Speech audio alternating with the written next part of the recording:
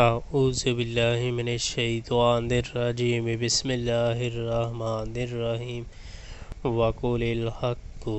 من ربکم فمن شاء فلیؤمن ومن شاء فلیکفر انا اعتدنا للظالمین نارا احاط بهم سرادقها وإن يستغيثوا يغاثوا بماء كالمهل يشوي الوجوه بئس الشراب وساءت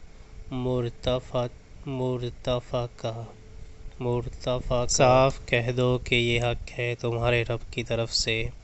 اب جس کا جی چاہے مان لے اور جس کا جی چاہے انکار کر دے۔ ہم نے انکار کرنے والے ظالموں کے لیے ایک آگ تیار کر رکھی ہے جس کی لپیٹیں انہیں گھیرے میں لے چکی ہیں، وہاں اگر وہ پانی مانگیں گے تو ایسے پانی سے ان کی توازے کی جائے گی